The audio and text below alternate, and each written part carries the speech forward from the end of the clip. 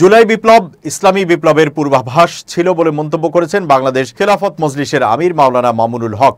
তিনি বলেন, সামনে বাংলার মানুষ ইসলাম ও খেলাফতের বাংলাদেশ দেখবে। জুলাই সনদ বাস্তবায়ন সহ ৫ দফা দাবিতে বৃহস্পতিবার রাতে নাটোরের নবাব সিরাজউদ্দৌলা সরকারি কলেজ মাঠে আয়োজিত গণসমাবেশে এসব কথা বলেন তিনি। প্রধান অতিথির বক্তব্যে মামুনুল হক বলেন, বৈষম্যহীন ও ইনসাফের বাংলাদেশ গড়তে হলে আল্লাহ প্রদত্ত খেলাফত ছাড়া কোনো বিকল্প ব্যবস্থা নেই। হিন্দু, বৌদ্ধ, খ্রিস্টান ধর্মবর্ণ নির্বিশেষে প্রতিটি মানুষের জন্য একই ব্যবস্থা। ইসলামে বিপ্লবের জন্য সময় ঘনিয়ে এসেছে।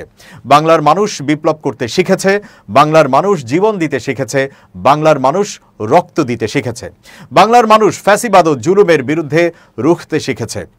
বাংলাদেশ খেলাফত মজলিসের আমির বলেন, ২৪ জুলাই বিপ্লবে বড় রাজনৈতিক দলের প্রয়োজন হয় নাই, বিপ্লবের জন্য বড় নেতার প্রয়োজন হয় নাই। ভারতের আধিপত্যের কেনা গোলাম ফ্যাসিবাদ শেখ হাসিনাকে বাংলার মাটি থেকে ঝাঁটা পেটা করে বিদায় করা হয়েছে। মামুনুল হক আরও বলেন, আমরা নতুন বাংলাদেশ দেখেছি, সোনার বাংলাদেশ দেখেছি, ডিজিটাল বাংলাদেশ দেখেছি। আমরা আরেকটি বাংলাদেশ দেখতে চাই, সেটা হলো ইসলামের বাংলাদেশ এবং খেলাফতের বাংলাদেশ। আল্লাহ প্রদত্ত রাজনৈতিক ব্যবস্থার নামই হলো খেলাফত ব্যবস্থা। পৃথিবীর কোনো ধর্মে রাষ্ট্র শাসন ব্যবস্থা নেই, শুধুমাত্র ইসলাম ছাড়া। ইসলাম হচ্ছে জীবন ব্যবস্থার মূল ভিত্তি, যেখানে পরিপূর্ণ একটি রাষ্ট্র কাঠামো রয়েছে।